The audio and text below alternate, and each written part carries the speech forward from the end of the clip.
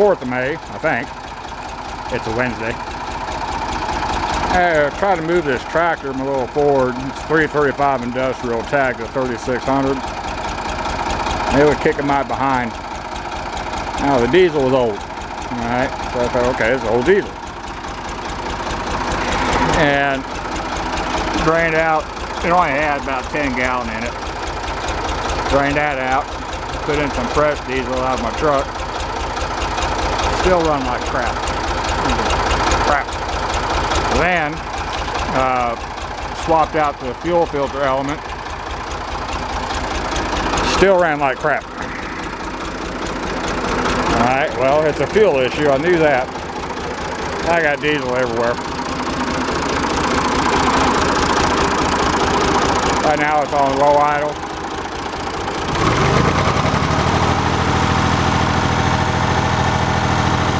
Max RPM.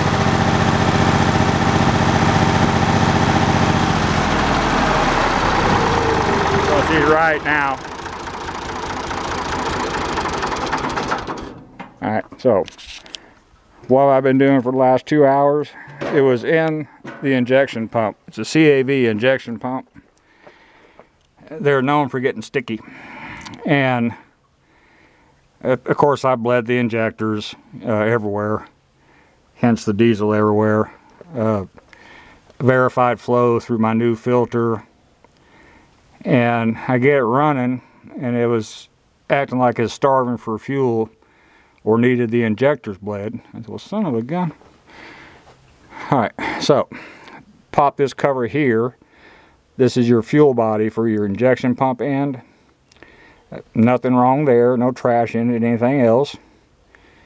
Check the check valve down here. I believe that's a check valve. It's a spring-loaded plate. It seems to be doing fine. This is your return right here. Right there. And there's a ball check in there with a spring behind it. So, I run out of things to check, and I notice when I get it running, if I take a drift and a hammer and tap on this area right here, it go up to high RPM like it's supposed to, where I had the throttle set. And then I stop tapping and wait a bit, and it would drop back down like it's starving for fuel. Tap on this, go back up. Stop tapping, go back down. You kind of get the idea. So anyway, pull the return line off and then pull the cap fitting off of the ball check and spring. Spring's fine. I didn't pull the ball check out. I don't have a small magnet up here, so I couldn't get it out. I said, well, crap. Put it back together and cranked it up and it run perfect. So there was something going on in my ball check. There was a piece of trash underneath the ball, between the ball and the seat, and holding it open would be my best guess. And it's just a guess. Now I've got a brand new injection pump, still in the box and still in the plastic, but I don't want to put a whole lot of money in this tractor. I'm not even sure if I want to keep the dang thing. It's a nice tractor, but I got too many tractors again. And this one, all I've got on it is the land plane. And I can put that on any small tractor. I put it on a big tractor if I wanted. So, like I said, I don't want to put a whole lot of money in this tractor and a new injection pump. When I bought that new one in the box, it was $330. I think right now they're better than $800. And about the same to get this one rebuilt, if it can be rebuilt. Take it to the injection shop. Oh, this one's trash. Body's no good. Bore's too big. Gotta get you another one. And this son of a bitch. Time to get all the parts, it's cost of a new one, $800 plus. But now it's running. So just had it running. Let me get out my master key. Hold on.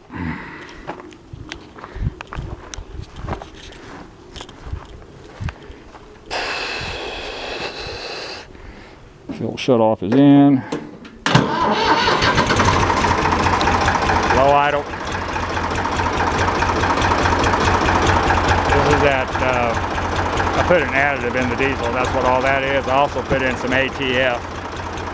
And but anyway, let's run it up to full RPM.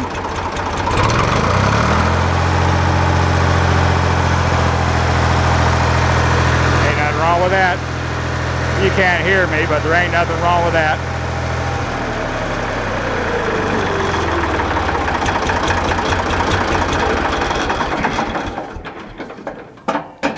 So I think it just needed some loving. That's what I did for the last 2 hours.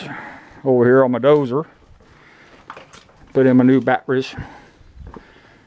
Kind of cut and dry. It's a 12-volt system, 2 battery setup. They're hooked in series, excuse me, in parallel.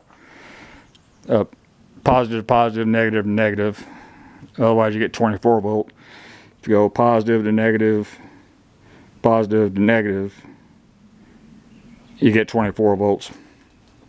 You don't want to do that.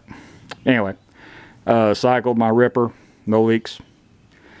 So we're good to go there. And let it run about 45 minutes while I was screwing around with my tractor. Got it up to operating temp. No LED lights. Settled in low normal range because it went under load. It did just fine. So you got a CAB injection pump. You kind of get the idea. I hate leaving tractors out in the weather. I don't even like having my backhoe out in the weather, and it's built to be out in the weather. But I hate doing that. And I run out of barn space. I can't get them both in this barn. I got my boat and my Jeep in here. Other barn's full, so they won't fit in there. And like I said, you know, I got these tractors super cheap when I bought them back from the people that bought my factory. So yeah, at least I know if it mimics the conditions like it did today and yesterday, I know exactly where to go to. It's that ball check. So that's all for this one. Thank you.